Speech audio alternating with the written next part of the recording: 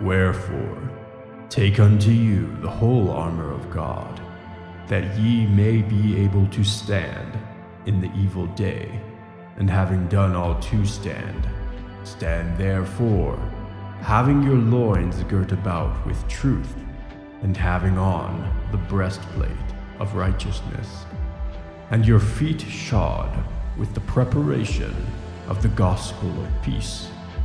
Above all, taking the shield of faith, wherewith ye shall be able to quench all the fiery darts of the wicked, and take the helmet of salvation, and the sword of the Spirit, which is the word of God. The 6th chapter of Ephesians, verses 13 through 17.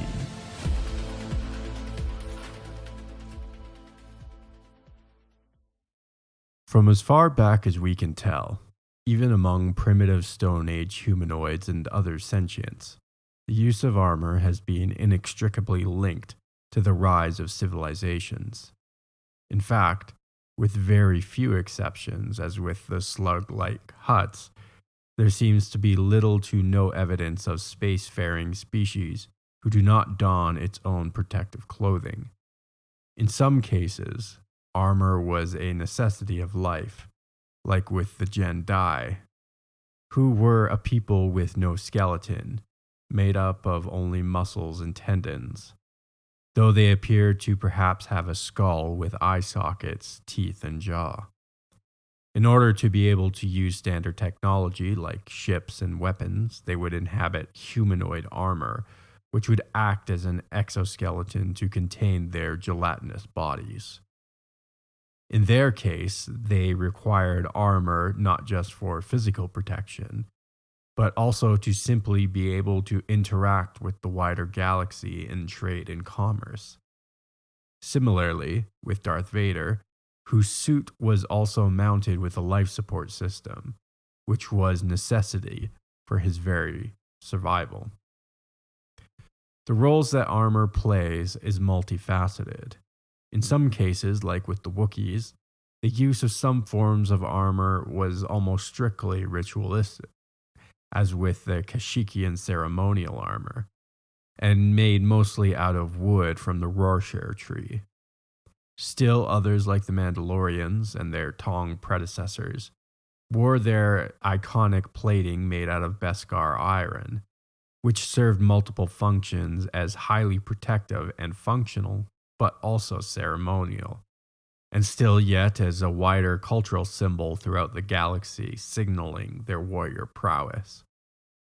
But as in the case of the modern Jedi, who preferred to avoid the use of armor whenever possible, as it restricted their agility and in some cases hampered their force powers, they would equip themselves with protective gear only when it was absolutely necessary. Their use of it was strictly practical. Obi-Wan Kenobi was known to wear armor, especially during his Clone War skirmishes. Some forms of protection transcended all of these categories, as they were biological in nature, like with the crustacean Savak species, which grew a chitinous exoskeleton that could resist blaster fire. The use of armor meant different things to different people at different times throughout history. To some, it was a vital part of their culture and religion. To others, it was purely practical, if not annoying ordeal. And still to some, it was as natural as growing hair or fingernails. You are listening to the Star Lores Podcast. I find your lack of faith disturbing. Are you stuck-up, half-witted, scruffy-looking nerf herder? But I was going into Toshi Station to pick up some power converters.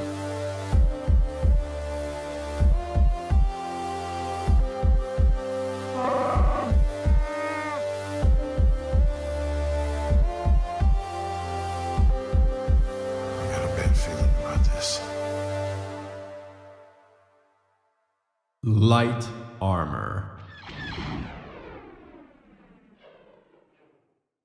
Often made of woven materials or plastics, light armor was optimized for agility, flexibility, and ease of movement. While providing minimal protection from most blaster or blade attacks, it could provide enough insurance to save one's life, but likely would not prevent injury. The following are some of the most recognizable sets of light armor in the galaxy. Blast Vest. During the Galactic Civil War, the Blast Vest was among the most affordable and widely used piece of protective clothing, especially among the Rebel Alliance. The armor itself would only cover one's torso, leaving limbs and head exposed, and could hardly stop a blaster bolt, making it a glorified utility vest. It was cheap, though, and had plenty of utility, as most were littered with pockets and holsters. Among the most commonly purchased brands was the MK45 protective vest, manufactured by Coromandel PDS Incorporated. Armored flight suit. More so of a category of pilot armor than a specific piece of protective clothing, all kinds of armored flight suits were donned by various armies. The people who used it the most were the TIE Fighter and Corellian TX-3 pilots. It was also utilized quite often by mercenaries and bounty hunters. The majority of armor in this genre was rather cumbersome, weighing in at 45 pounds on average, and not ideal for melee battles or shootouts. They were equipped with a breathing apparatus that held a small amount of oxygen that could keep a pilot alive in space for a short period of time while he awaited rescue. Leather jerkin. Among the most primitive forms of armor was that of the leather variety. Many ancient cultures throughout the galaxy wore one form or another of this type. In all of the light armor category, leather is perhaps the least protective against modern weaponry. Notably, members of the Royal Naboo Security Force were seen wearing leather jerkins. This was perhaps traditional more so than it was for actual protection. Imperial light armor. Perhaps some of the most protective in the light armor category, it was worn by storm commandos in black and scout troopers in white. Designed by one Dr. Nashiak Lalek, it was created with a blast-reinforced polymer coating, which was able to withstand and even deflect blaster fire. The Storm Commando version of the armor could even evade sensor detection, making it ideal for covert operations. It was even infused with sound dampening technology, making it easier for soldiers to traverse over brush, making very little noise. The helmets were equipped with a myriad of abilities like ultraviolet night vision, binocular vision, comms, and multi-frequency targeting systems. Though the Empire never divulged the cost of the armor, presumably with its state-of-the-art design and technology, it was among the pricier light armors on the market.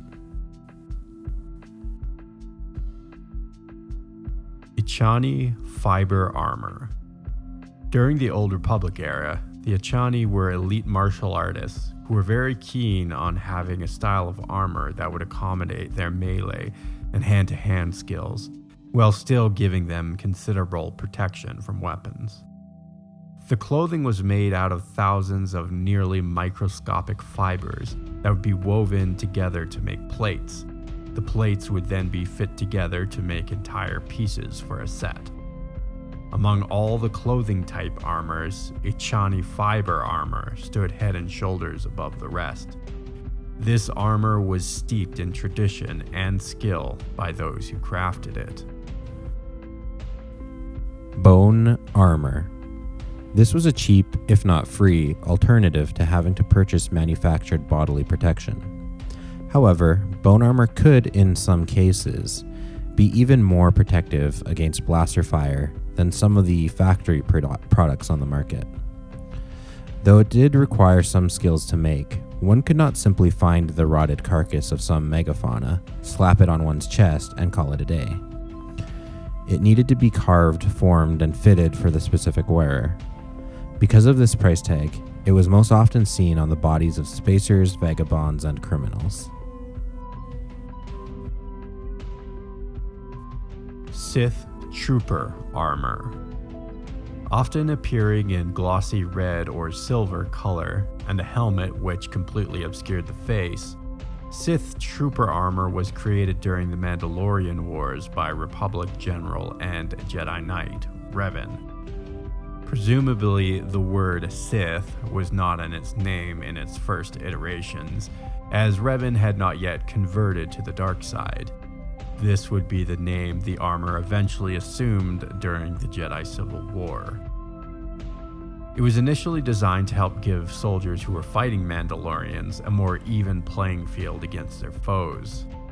The armor style went through many iterations over the century, and was used in the Great Galactic War and New Sith Wars. Its influence was even seen millennia later in the Galactic Empire Stormtroopers, and even Darth Vader's unique armor.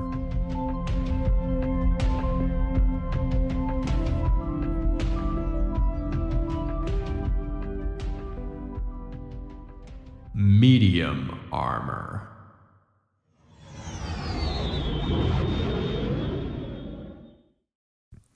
This armor classification was always trying to strike a balance between ease of movement and protection. Sometimes it was successful at this endeavor, other times not so much. Medium armor was much heavier than its light armor counterparts, but was protective enough that most types could deflect blaster fire, giving a combatant more leeway in full frontal assaults without losing a life or limb. It was not foolproof, however, and like most light armors, was designed in separate plates which covered one's most vulnerable body parts, but would leave joints exposed. Electromesh. The Nagai, a sentient humanoid species who resided in the unknown regions and rarely interacted with the wider galaxy, invented this unique armor. The black suit was enveloped in small energy cells that would make an energy shield around the wearer's body. Conceptually, it was not dissimilar to how shield technology works on spacecraft, with the ability to absorb blaster fire. Electromesh optimized for dexterity more so than most armors in the medium category, and is nearly light enough to be considered a light armor. And though you probably wouldn't find a Nagai on worlds like Coruscant due to their isolationist nature, they were happy to sell their armor to anyone willing to buy. It therefore would not be uncommon to run into someone wearing electromesh. Camo suit. During the Galactic Civil War, Crescildan Industries introduced this innovative piece of equipment, primarily sold to the Rebel Alliance, as well as mercenaries and bounty hunters. The suit was made of photoreactive fibers, a technology that had the ability to project light that was undetectable to most species, making its wearer either invisible or hardly noticeable depending on their environment. In order to be maximally effective, the suit had to cover one's entire body. It was also mounted with a battery pack on the back. Metal plates were installed in pockets at various points throughout the suit, mostly protecting soft spots in the body. Chitin armor. Not unlike bone armor, chitin protective gear was made out of biological materials, primarily the hard exoskeletons of insectoid and invertebrate creatures.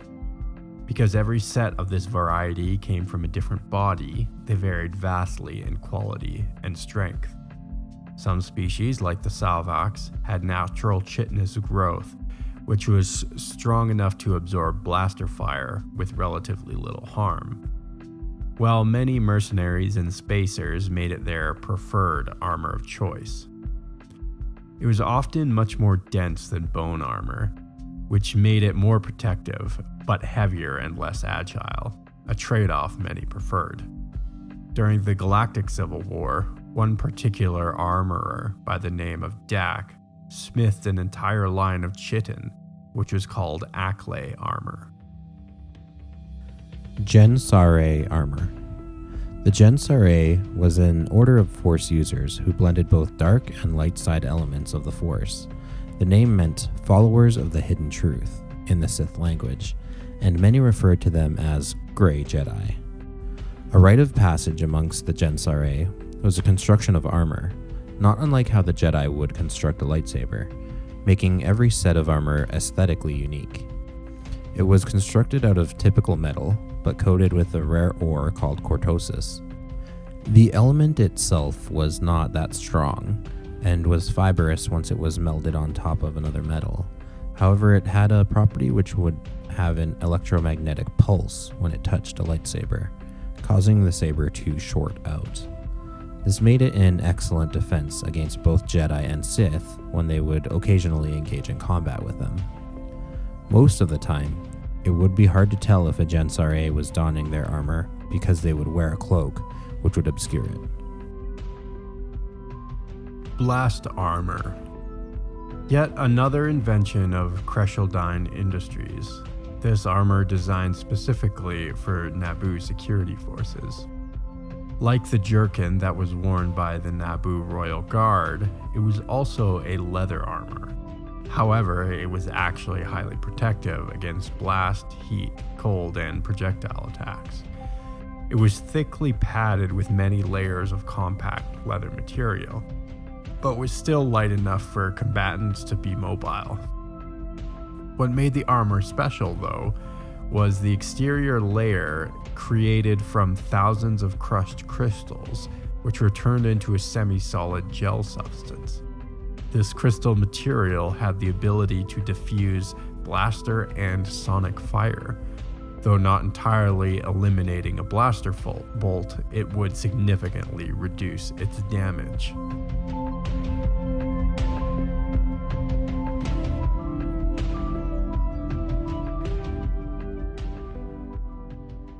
Heavy armor. By far heavier and stronger than light or medium varieties, heavy armor was designed for maximal protection and cared little, or not at all in some cases, for mobility. Troops who were sent out to be cannon fodder would most regularly be fitted with this cumbersome equipment. It was important for this armor to be maximally cover as much of the face and body as was possible, leaving little room for a stray blaster or piece of shrapnel to pierce an exposed joint or rib on the body. Though it was most often seen outfitted in frontline soldiers, it was not unheard of for bounty hunters or generals to be equipped with their own specialized set of heavy armor. Among the most common types of heavy armor was battle armor, which came in all kinds of makes and models, and its earliest developments were during the Jedi Civil War, circa 4000 BBY. Clone Trooper armor.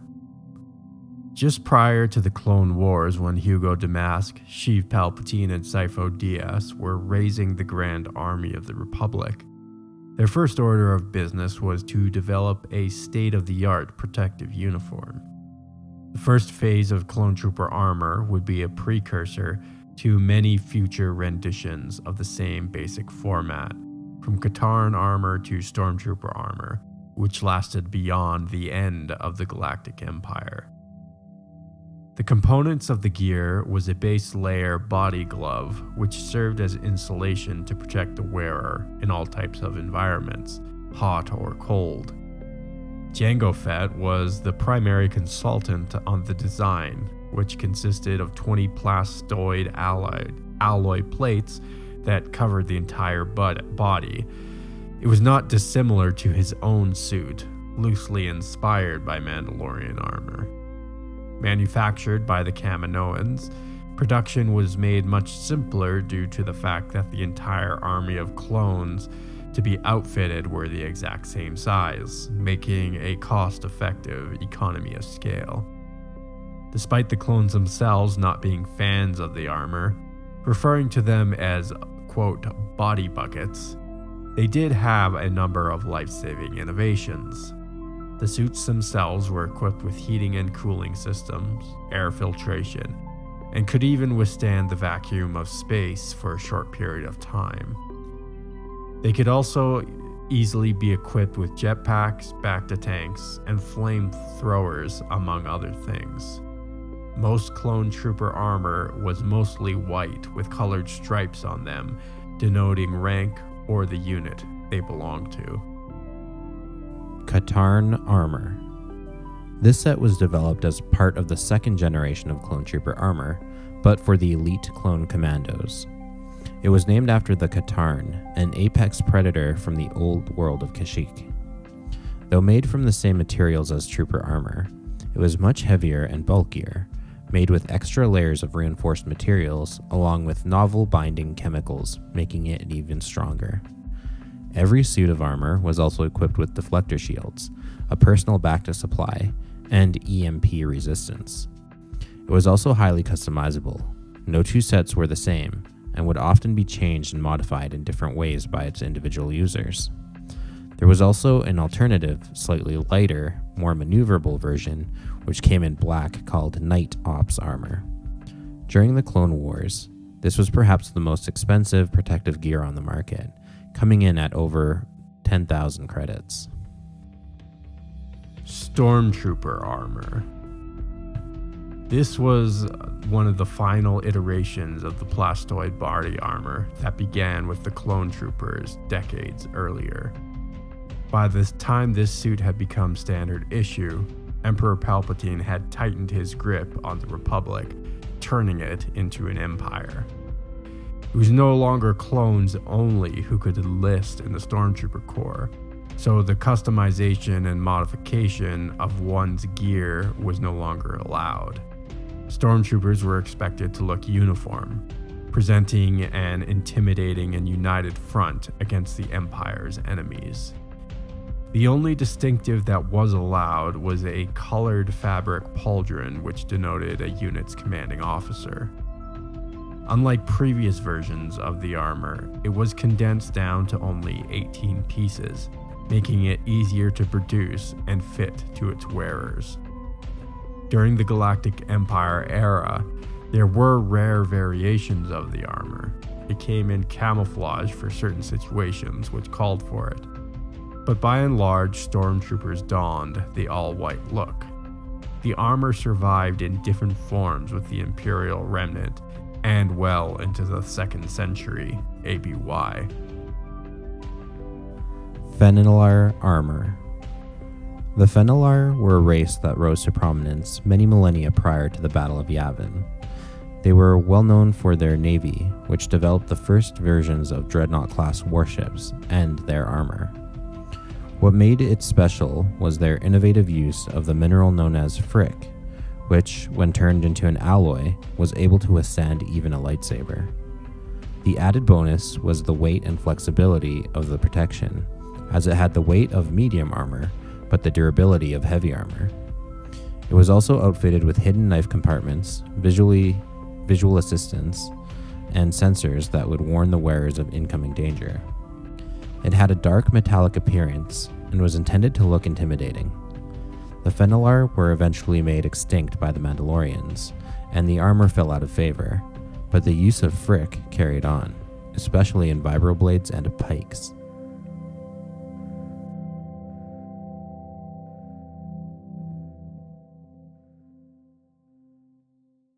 Thanks for flying with us.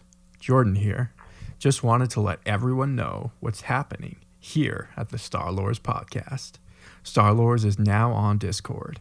If you would like to join the Star Lords Cantina Discord server, you can find a link in the description or on any of our social media accounts.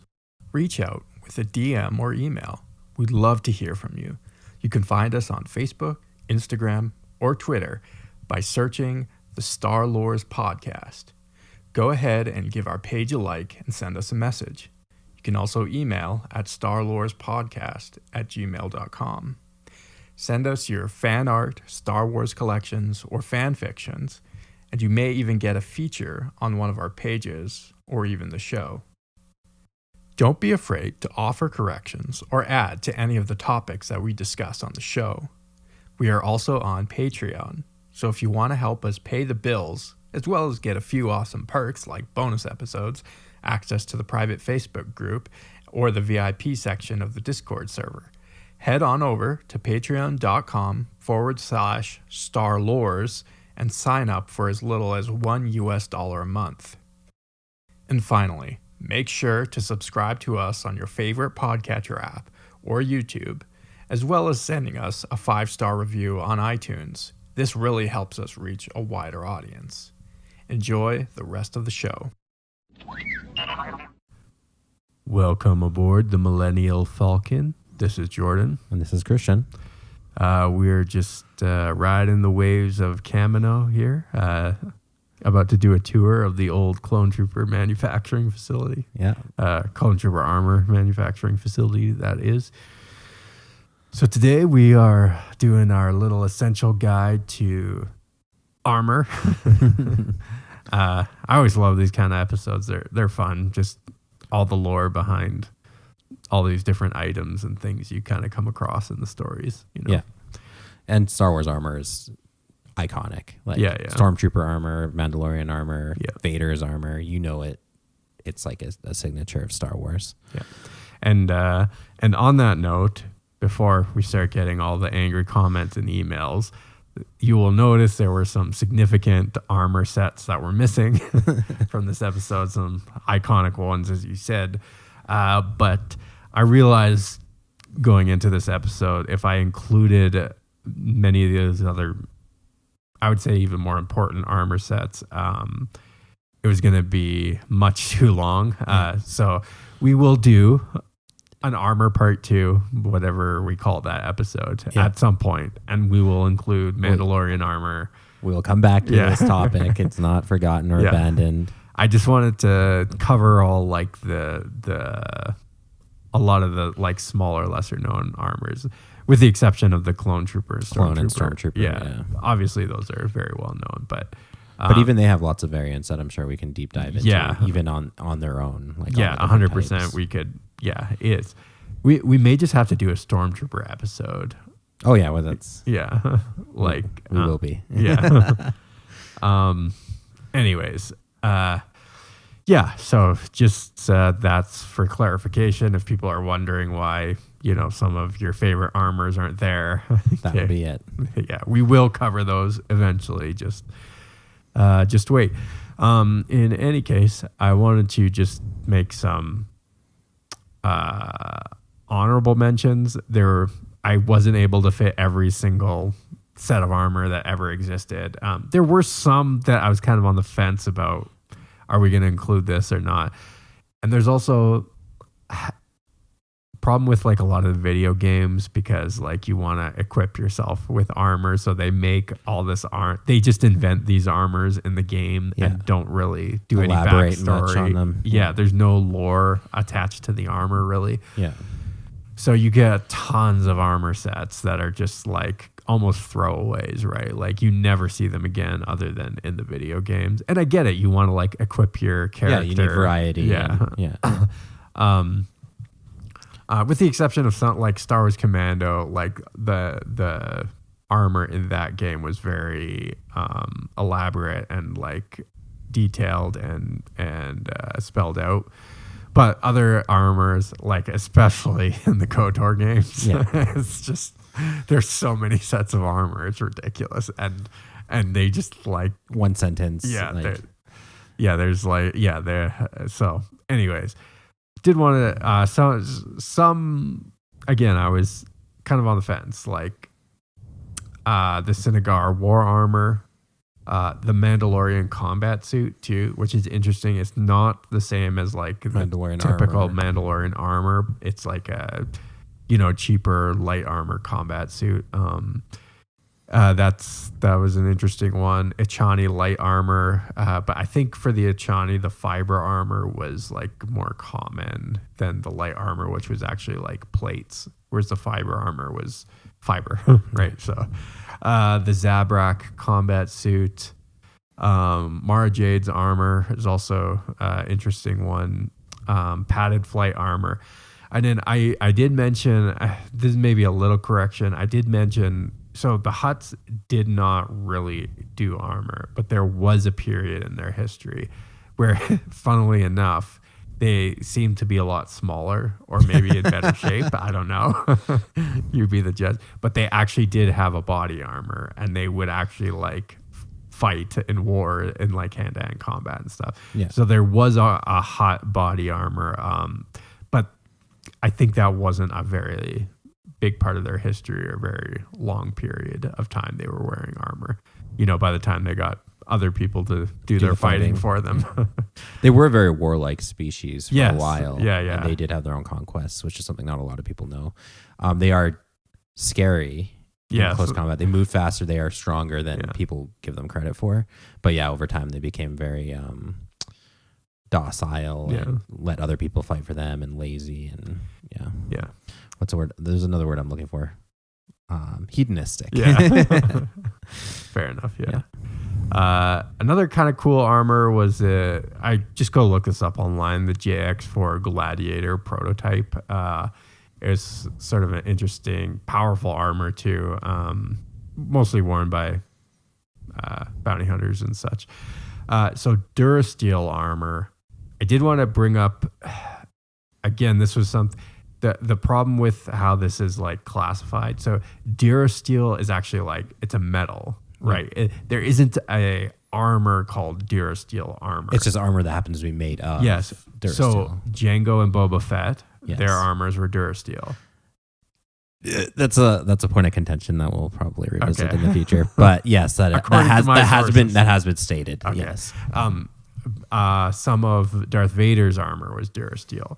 Lots of bounty hunters use Durasteel armor, right? Like it's a common material, but that doesn't classify the armor it's that like person's saying wearing. I wear steel plate armor. It's like, okay, like from right. which century, what country, like in real life, right? Like Yeah, exactly. It's So an I did. endless Yeah, I did category. want to bring up like Durasteel is obviously it's like a very important in the armor category as a whole, but there isn't like a Durasteel armor set that's a specific. standard. And that was even a tough thing with some of these armors, like the battle suit or the battle armor. What did I call it? I think battle suit. Nope, battle armor.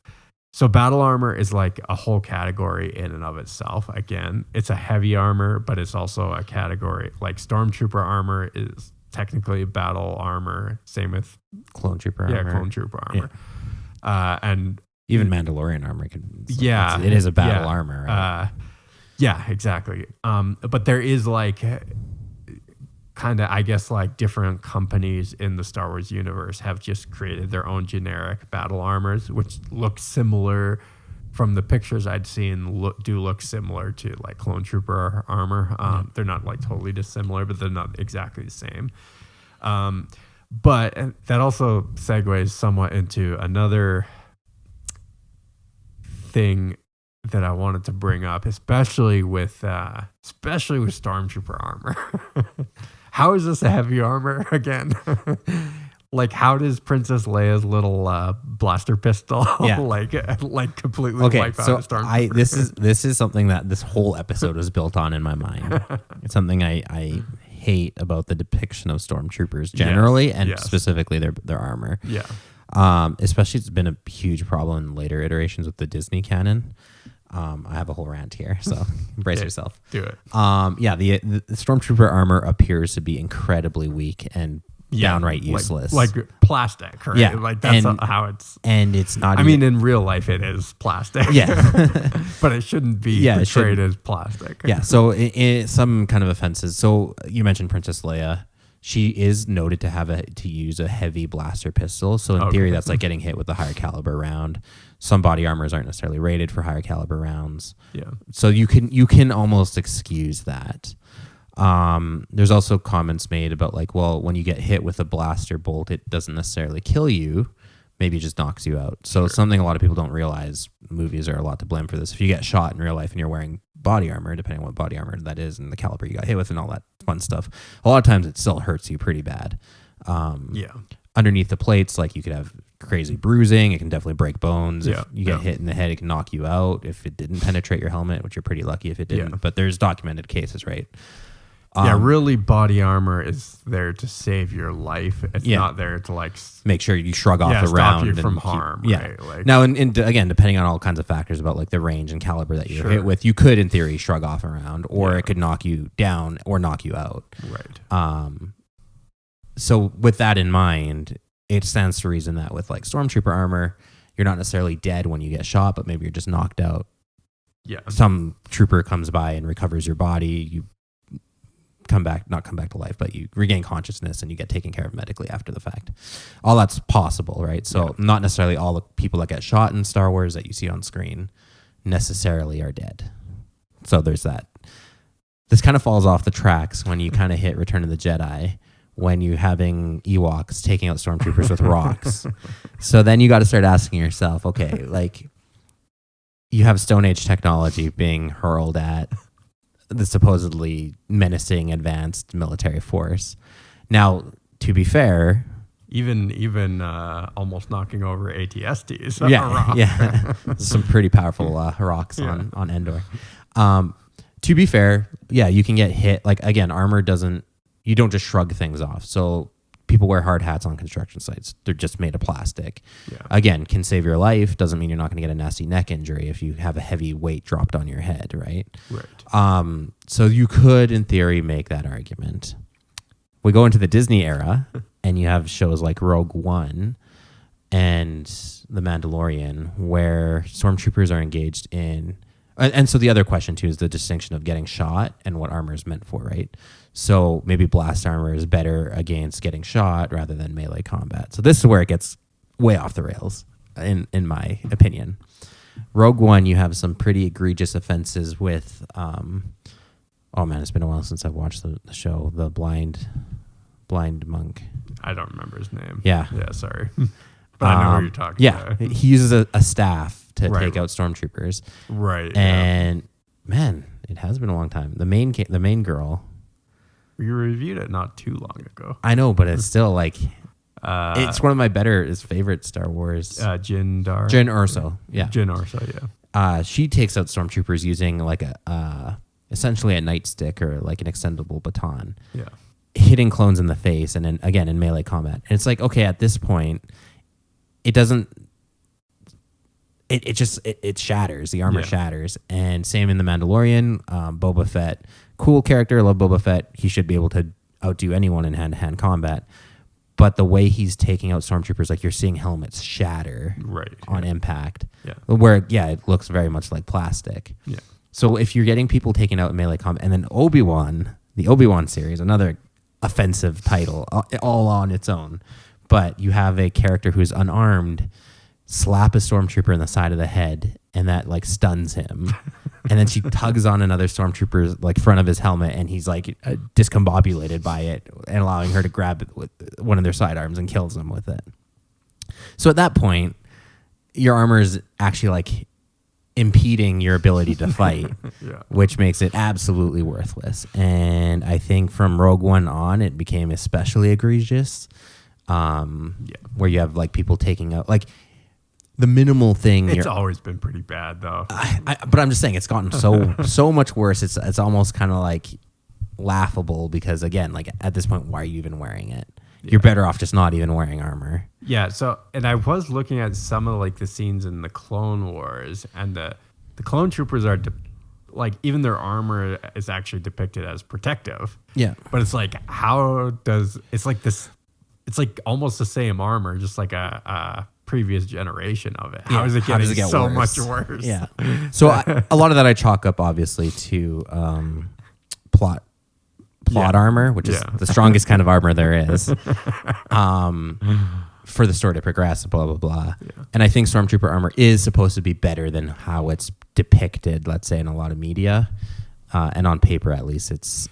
So here's my problem, and kind of what surprised me in researching this episode, is like. Again, I didn't realize stormtrooper armor was a heavy armor for one. And then the other thing was that like there's actually all this lore and stuff written about even in the Essential Guide to Weapons and Armor, it's written about stormtrooper.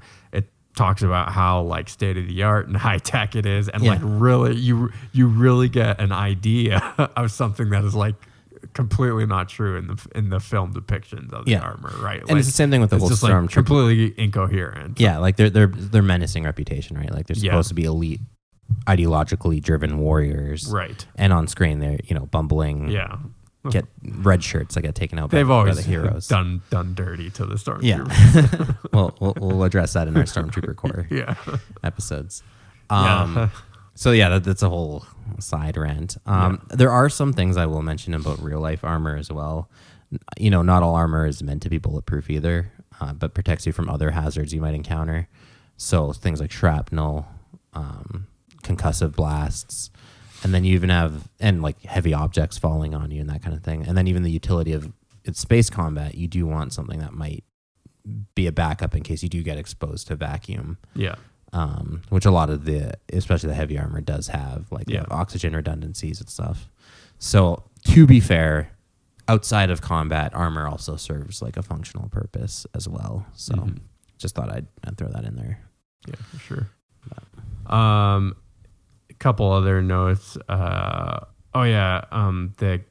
So you were mentioning that the Kaminoan's design of the clone trooper armor, we all see it as white, but they see on the ultraviolet spectrum, which we don't. So the clone trooper armor is actually looks different. They're wearing a rainbow flag. Well, we don't know what it looks like.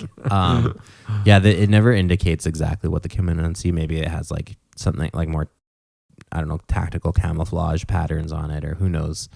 But the Kaminoans see in the ultraviolet spectrum, so even things like their hallways and stuff aren't just bright white. To them, there's a lot more color and interest. Now, again, in a military setting, I don't necessarily think that their clones are, multicolored, like anything goes. Although they very well may be. We just don't know. Yeah. We never get an indication of what that actually does look like to them. And they do use colors that we can see, obviously, to denote things like rank. And later kind of Legion affiliation and stuff. So who knows where that kind of sits. Maybe it looks similar, but just a little different in the ultraviolet spectrum. It's just never really shown. So just have to guess. Yeah. So if you want them to be rainbow colored, I'm sure that's fine.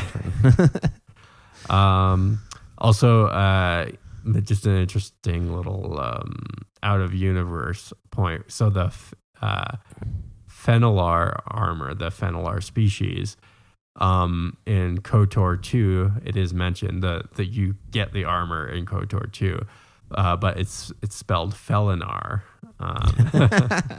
And the writers have since confirmed that this was a typo that made its way into the game, and all subsequent written materials on the armor have the correct spelling of Fenelar. Okay, in case someone is doing this background checking of all our facts. I just thought that was kind of a funny little how that got it, and why they wouldn't have just kept the word Felinar. Yeah, it's because no, it's spelled wrong. I'm guessing they invented it in KOTOR, but maybe Fenelar existed pre-KOTOR, and they just wanted to introduce that. I'm not quite sure. So it is. Star Wars also has a bad habit of when there is some kind of divergence, they spun it off into its own thing. Yeah. So it could have gone the other route where they're like, no, this is totally different than Fenelar armor. It's completely come up with a whole new backstory and everything for it. Yeah. So yeah, but actually, again, this is another. I would encourage people to go look up the pictures of Fenelar armor. Pretty cool looking, pretty menacing. All right. Oh yeah, and I also wanted to mention that the Jedi actually, at certain periods, did wear armor as well, especially like way back in the day. Yeah, like Jedi Guardians and stuff would almost always wear armor, but it kind of seems like especially by the time you get to the Jedi Civil War, they're like almost not wearing armor. Yeah, except for like Dark Jedi, right? I think it has to do again with practicality, individual preference. Like you might have a Jedi who loves wearing battle armor, or even needs to wear battle armor because their species needs it to survive. Yeah. Or you have open war situations like the Clone Wars. Lots of Jedi are wearing parts of armor. So Mace Windu's wearing like clone trooper gauntlets, but he's not wearing the full bodysuit. Yeah. And Obi-Wan sometimes wears more armor or less armor. Same with Anakin. Just depends on the environment that you see yourself going into and kind of balancing out, okay, does this restrict my movement or my force powers and all that stuff too. Yeah. So that could also be a huge factor. Yeah, exactly. I think there was a period of time where it was like standard for Jedi to or at least certain kinds of like Jedi Guardians to wear it. Yeah. And Jedi Guardians would rely less on force powers and, more on just like brute force. Combat ability. Combat ability. So kind of makes a little more sense that they would do that. But I do kind of wonder, this is just me thinking out loud, but like I wonder if kind of as time went on, the Jedi just like focus more on their lightsaber ability and using the force to protect themselves as opposed to... Yeah, and there could be ideological reasons too, where some Jedi might be like, no, it makes us look too much like warriors. We want to get away from that and be more passive or pacifist or appear more... Or just neutral, right? Or appear more neutral, less combative. Yeah. So there's all kinds of elements that would go into that kind of decision, I think. 100%. Okay. Before we moved on, what was your favorite armor in the episode? What armor? Clone Trooper armor by the widest margin. There's a lot of cool looking armor. That definitely, I don't know if it's I like the armor because I like the Clone Troopers. Like what came first? Yeah. But I do have quite the soft spot for Clone Trooper armor and Stormtrooper by extension. But fair enough. I would actually have to say I really like the Jensari armor. That looks pretty cool. Sick. Yeah. I almost want to cosplay it, but probably be pretty expensive cosplay. So yeah, there's a lot of kind of lame armors too, but like the what was it? The Blast Vest. It's just a utility vest. Yeah, it's basically a utility vest. I will also say some things like the leather armors we mentioned. Yeah, like they're primitive and whatnot. But depending on the creature that you're taking the skins from, they could be quite protective. Yeah. So that's also a consideration to make. Well, the Naboo also were pretty innovative with their leather armor, like I mentioned in the scripted portion. They had this like down to a science, and they had this like crystal gel that was like lathered in that could diffuse blaster fire, right? Yeah. So, and that's like kind of an innovative way to use leather armor because it's not as expensive to produce the armor. Yeah. But anyways, okay, just a correction. So we mentioned this species, the Jedi. And they're an invertebrate species that wore like an armor exoskeleton. And I never came across them when I did the invertebrates episode. And now I'm like... They're pretty significant. Yeah, I'm like, oh man, there's like Dirge so much... is quite well known. Yeah, there's so much like to write about them too, right? Yeah. So they'll definitely get their own episode anyways. And we did say in that episode that we will do our own episodes on some of those species. Okay, so. yeah. Also, arguably, do we know if they don't... Oh, yeah, they don't have a central nervous system. I know that. But I was going to say, if they have a skull, in theory, could they have something that's equivalent to a spine, possibly? Even if it's like a little nub in the back of the skull. Who knows? Well, that was also the weird thing, because they do have like eye sockets, almost like a bone. And mouth. Yeah, and a mouth. So it's like, you kind of suspend your disbelief a little bit. Unless it's like a really, we're going off topic here, but like really tight muscles that like shape the face. Yeah. In theory, unless it's explicitly said. We'll get to this in a Jedi episode, which there are fans. I'm a fan of the Jedi. Yeah. Sort of. Okay. They're enemies of the Mandalorian. Well, at least Dirge's whole thing. We'll get into it later. Did you want to mention that historical research correction or skip that? We'll do it on another episode. Okay. Yeah, we'll skip that then. All right. I just also, before we clock out here, I just wanted to give a big shout out to our two newest Patreon supporters, Jonas and Caden. Thank you guys so much. If anyone else wants to help support the show, you can go to patreon.com/starlores. And for $3 USDs a month, you can support the show. If you're feeling real generous, you could do $5. Maybe you can get Jordan that Jensari armor. Yeah, come on. If you're really hurting, there is a lower tier that is like pretty cheap, and you can get all the bonus material. Anyways, we want it to be as accessible to as many people as possible. Follow us on social media. We're on Twitter, Facebook, Instagram. Just look up Star Lores. And again, we're on Discord. That never-ending plague. Yeah. I think the number one message we get is... What's the Discord? What's your Discord link? Link is broken. We apologize again profusely in every episode now. It's been This is just like our standard. Yeah, standard. Sorry about Discord. But it actually gets there is a lot of engagement in the Discord server. Yeah. So And I haven't been on there lately just because I've switched phones. So Yeah. I do apologize for the recent going dark for a bit, but I plan to be back on fair enough. shortly. Yeah. So we do, it is worth it for us to keep doing Discord just because there is actually people engaging on there, probably more so than our other platforms. So, but yeah, if you want that, do that. You can also email us, starlorspodcast@gmail.com. We'd love to hear your fan fiction. If you got art, Star Wars art. If you have a suit of Star Wars Yeah, armor, if you have a sweet suit of Star Wars armor, give it to us. Your Star Wars collection, send it to us. We want to post it on like Instagram and stuff. Yeah. Just repost like fan. build your street cred. Yeah. Your Star Wars street cred. Show us your Lego sets, whatever you got. Even your book collection, yeah. whatever. Yeah, honestly. Yeah. So yeah. Anyways, with that being said, I think that's it. Peace.